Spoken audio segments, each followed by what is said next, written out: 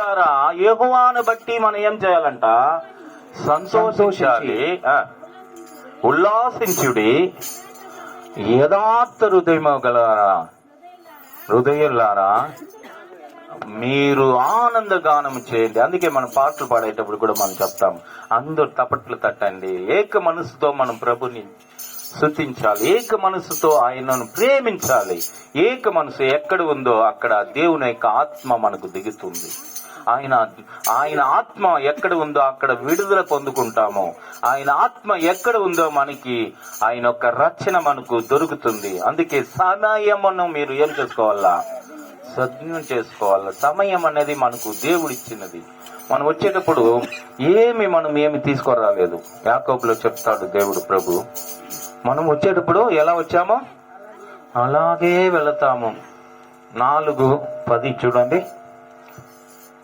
యాకోబు 4:10 చూడండి. ఉందా? 4:8 నుంచి కూడా చదవండి. లేకపోతే యాకోబు చదవండి. ఎత్తుకున్నారా? 4:8 నుంచి లేకపోతే 10 వాక్యం. దేవుని ఎద్దుకి రండి.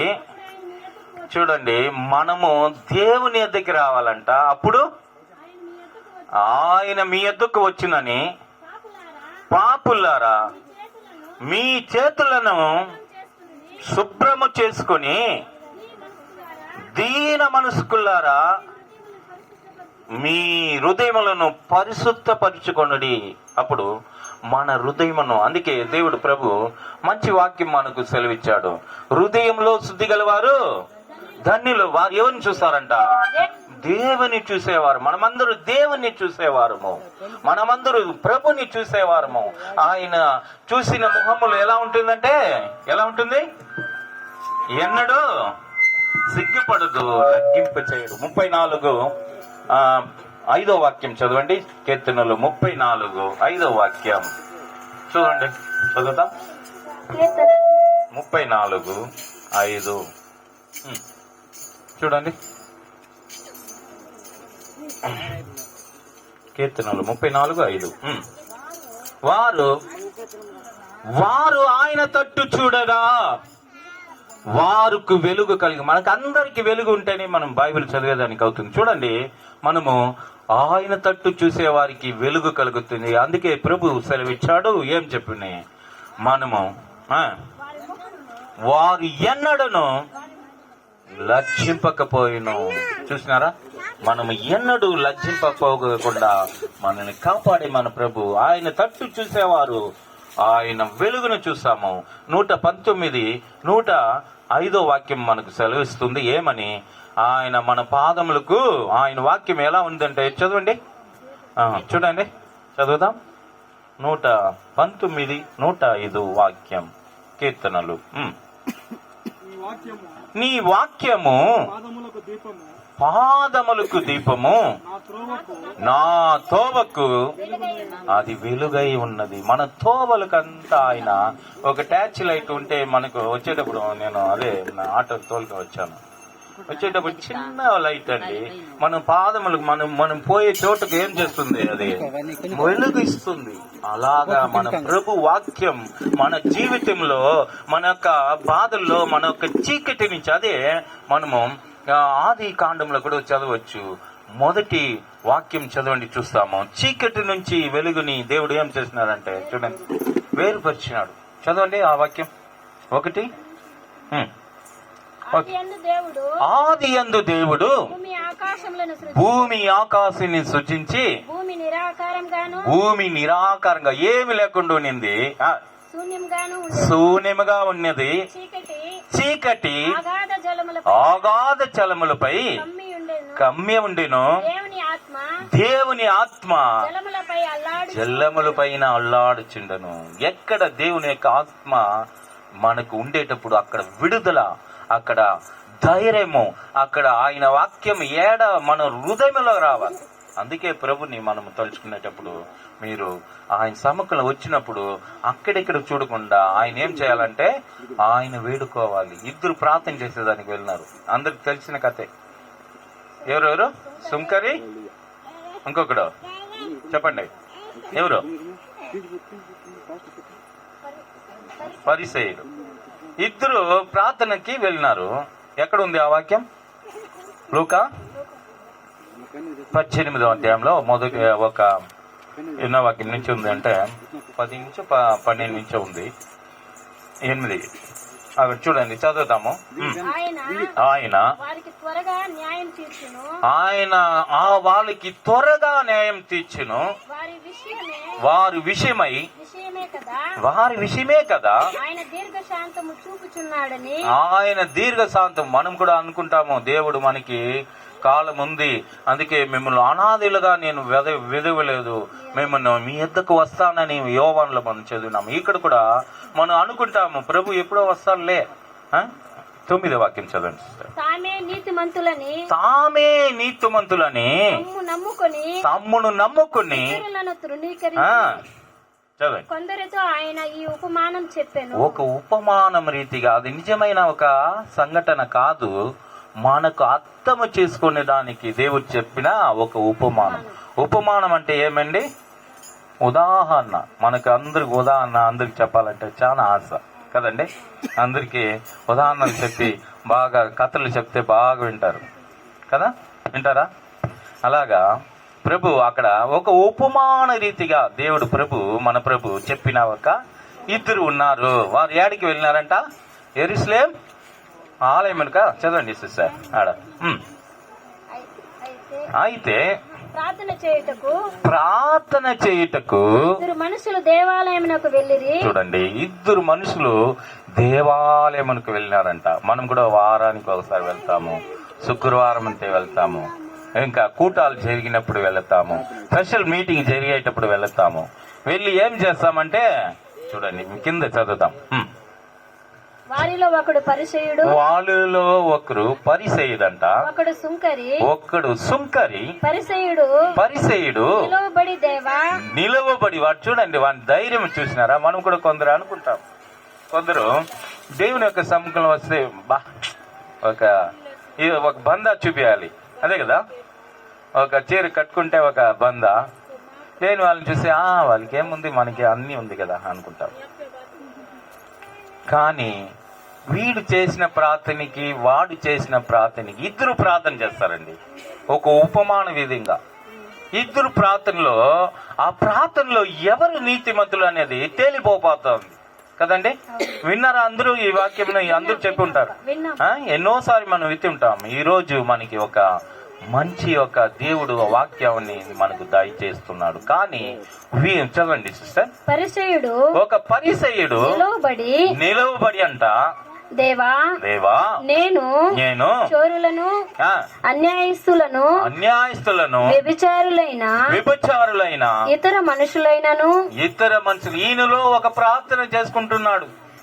నేను చోరులను వ్యభిచారులను మళ్ళా అన్యాయస్తులు అంటే నేను వాళ్ళలాగా నేను కాదు, మళ్ళా వ్యభిచారులైనను ఇతర మనుషులైనను ఈ సుంకరి పక్కన ఉండేవాడిని చూపిస్తున్నాడండి.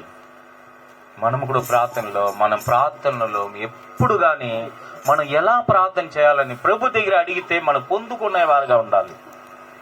ఒకడు పొందుకున్నాడు, ఒకటి వాణ్ణి గర్వాన్ని చూపించాడు. ఇద్దరిలో ఒక డిఫరెన్స్ మనకు కనిపిస్తా ఉంది. చూసినారా? మనము ఎప్పుడు గాని దేవుడు ఆయన ప్రార్థన చేస్తే వింటాడని దేవుని వాక్యం.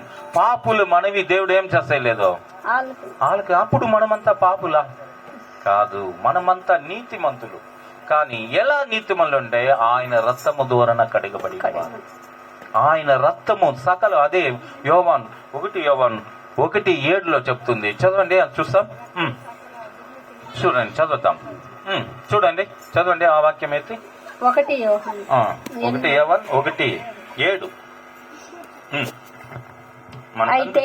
అయితే ఆయన వెలుగులో ఉన్న ప్రకారము మనం కూడా వెలుగులోనే ఉండాలండి. మనకి అన్ని ఉదాహరణ మీకు చూపించాను. 119, 105 అదేలాగా మనము ఆదికాండము 1 దాంట్లో వెలుగు చీకటి నుంచి వెలుగుని కలుగు చేసిన వేరుపరిచిన ప్రభు. అలాగా ఇక్కడ చూడండి, అయితే అయితే ఆయన వెలుగులోనున్న ప్రకారం ఆయన వెలుగులో ఉన్న ప్రకారము మనమును వెలుగులో నడిచిన ఎడల మనము కూడా ఆయన వెలుగులో నడిచిన ఎలా మనము అన్యోన్య సహవాసము గలవారై అన్యోన్య సహవాస కలవారై ఉండుము. అప్పుడు ఆయన కుమారుడైన యేసు రక్తము ప్రతి పాపము నుండి మనలను పవిత్రులుగా చేయును. మన పాపములన్నీ కూడా పవిత్ర చేయగలనిది ఆయన రక్తము. ఈ రోజుకి ఆయన రక్తము మన మధ్యలో ఉంది. మనం ప్రతి పాపము మనం అనుకుంటాము, ఎవరు నన్ను క్షమించగలరా, ఎవరు నన్ను మన్నించగలరా, నాకు ఉన్నవారే నన్ను కేవలంగా మాట్లాడతారు, నాకు ఉన్నవారు అనేక విధంగా నా పాపం గురించి చెప్పి నన్ను కష్టపడిస్తారని ఉంటే, దయచేసి ఈ రోజు నేను చెప్పేదంటే ప్రభుని నమ్ముకోండి. ప్రభు వెలుగులో, ప్రభువా నా హృదయంలో మీ వెలుగుని కుమరించి ప్రభువా అని మనము వేడుకునేటప్పుడు ఆయన మన ప్రతి పాపం నుంచి ఆయన వెలుగులో ఉండేలాగా మనము వెలుగులో. ఎవరంటే ఇక్కడ ఒకే బల్బు ఉంది కదండి, చూడండి ఏడ ఒక ఈ ఫోన్లో ఒకే ఒక బల్బు ఉంది, కానీ మనకు వెలుగు సరిపోతా ఉందా? చాలేదు. కాబట్టి ఎందుకు చాలేదంటే ఇంకా కొంచెం బ్రైట్నెస్ ఉంటే ఎలా ఉంటుంది? దేవుడు బ్రైట్నెస్ గా ఒకటి పెట్టినాడు, మనం వాక్యంలోనే చూడగలుగుతాము. ఏం పెట్టినాడు? ఒక సూర్యుని పెట్టేసి దాని నుంచి వెలుగు దానికి వస్తుంది, నక్షత్రానికి వస్తుంది. కానీ దేవుడు చేసిన గొప్ప మేలు, ఈ రాత్రి అవుతుంది, పగులు అవుతుంది, ఇదంతా ఎలా జరుగుతా ఉందండి? దేవుడు చూసింది. మనం అనుకుంటాము ఏదో రాత్రి అవుతా ఉంది, తెల్లారి అవుతా ఉంది, మనం పనికి వెళ్తాము, వస్తా ఉన్నాము, అన్ని చేసుకుంటున్నాము. కానీ తెల్లారైతే మనం చేసుకుంటాం, మళ్ళీ రాత్రి అయితే వచ్చి టీవీ చూసేసి అనుకుంటాం. ఇలాంటి వారిగా మనం ఉండకూడదు.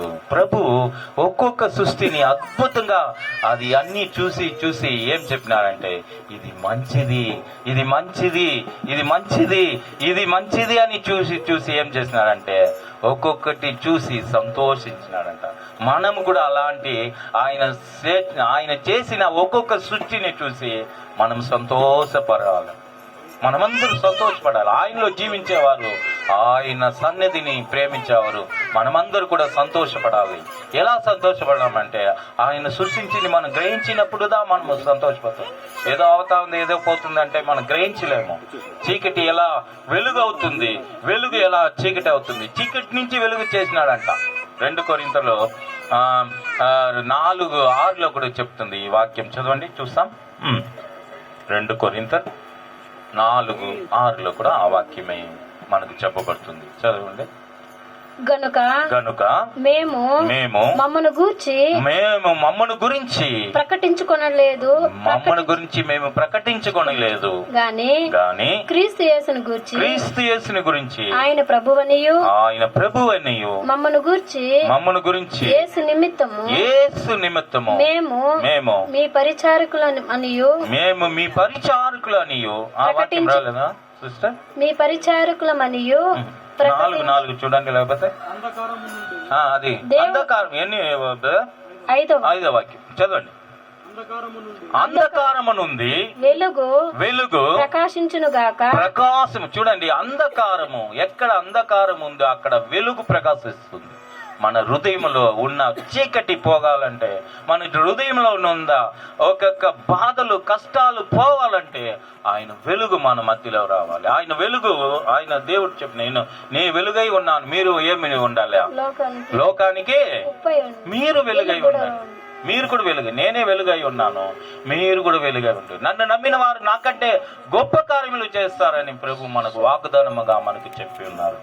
మనము ఆయన నమ్మిన వారు, ఒక్కొక్కరు మనం నమ్మిన వారు. యోహాను దీంట్లో వెళ్తాము. చదువు నుంచి చదవండి సిస్టర్. 18 నుంచి 16, 17, 14, 16 చదివినారా? 17 చదవండి. అనాథులుగా 14వ అధ్యాయము 16.